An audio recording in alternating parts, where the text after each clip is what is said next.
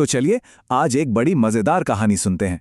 कहानी है एक बिल्कुल बेकार से लोटे की, एक बहुत परेशान आदमी की और उसके एक ऐसे दोस्त की जिसका दिमाग कंप्यूटर से भी तेज चलता था। आइए इस दिलचस्प किस्से में गोता लगाते हैं। जरा सोचिए, क्योंकि आज की जो कहानी है ना, वो दोस्ती के नाम पर बोले गए शायद सबसे शानदार और मजेदार झूठ के बारे में है। तो मिलिए कहानी के हीरो लाला झाऊलाल से। काशी के ठठेरी बाजार में उनका अपना मकान था। मतलब खाने पीने की कोई दिक्कत नहीं थी, लेकिन 250 रुपए एक साथ देखना उनके लिए भी किसी सपने जैसा ही था। और यहीं से कहानी में ट्विस्ट आता है।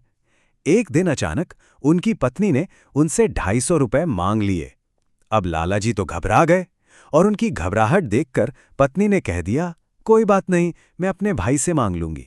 बस ये बात लाला झाऊलाल की इज्जत पर आ गई। तो भाई, अपनी इज्जत बचाने के लिए लाला झाऊलाल ने पूरे रौब में आके एक वादा कर दिया। अपनी पत्नी को 7 दिन का टाइम दिया और कहा, पैसे मुझसे ही लेना।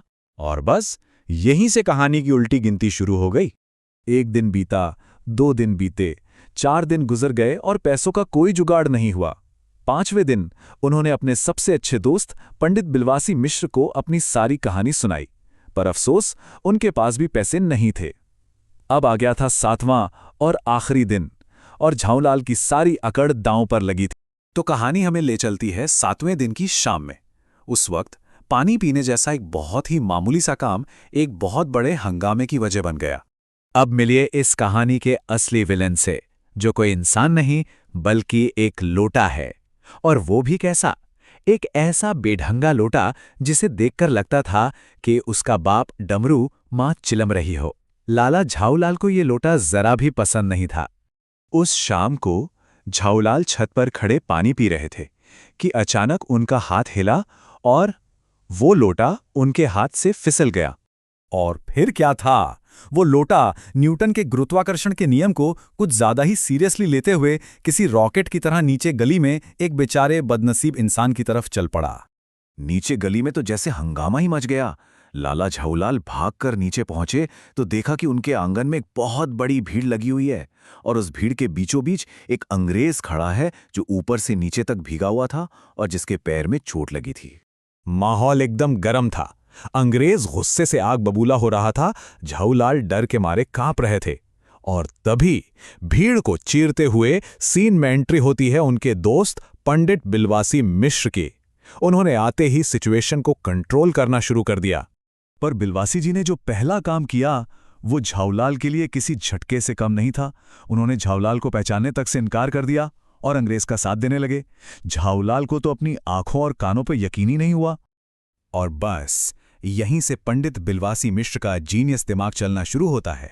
उन्होंने उस मामूली से लोटे के बारे में एक ऐसी अविश्वसनीय कहानी बुननी शुरू की जिसने पूरा खेल ही पलट दिया।